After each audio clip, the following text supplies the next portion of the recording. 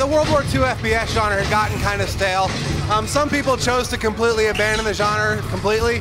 We chose to kind of take the formula and change it. Basically that meant a few things. It meant with the drop, with the Airborne concept, we wanted to let the players start their mission anywhere.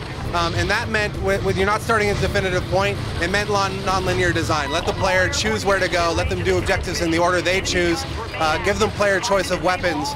The next thing that did for us is it meant we couldn't really script AI to work in a non-linear world.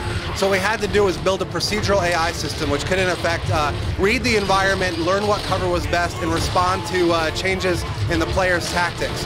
So those three things together is the heart of what Airborne is: non-linear FPS design, sandbox gameplay, procedural AI system, and a whole lot of player choice driven into everything. I think we're the first that really successfully pulled off the FPS sandbox and have AI that is orderly and takes cover and makes sense of battle lines. They don't feel like bots, they feel like scripted AIs, even though they're not scripted. Nothing ever really happens the same way twice. So the game is capable of what we call like Hollywood moments. We actually call them moments, M-O-H, M-E-N-T-S.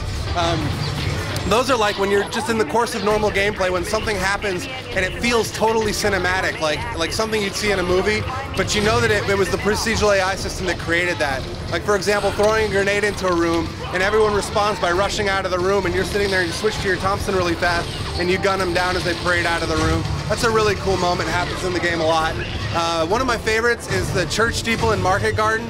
Throwing a grenade up in there and watching the sniper, he'll plummet all the way out, bounce off the roof, and go all the way to the street below. It's a pretty cool moment. It won't make it feel like you're fighting World War II for the first time, but it will feel like you've never played a game like this ever before. As soon as you pick up the controller and get into it and start feeling it out, you're like, wow, this is completely new. The fact that it's in a World War II setting and it's kind of familiar and still killing Nazis, for most people that are fans of this genre, that's a good thing. They like that, they're into it. Me, I'm a huge fan of World War II games. I can't get enough. As long as they do enough to bring enough new things to the table, I think by all means go for it. I want to see more.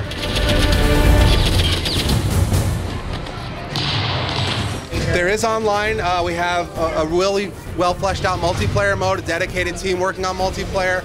It takes a lot of its cues from Allied Assault. It does integrate the parachute dropping. We're going to have a big multiplayer announcement coming out shortly after E3. This is a totally new kind of World War II FPS game. It's non-linear, it's very sandbox oriented. It rewards player choice and creativity.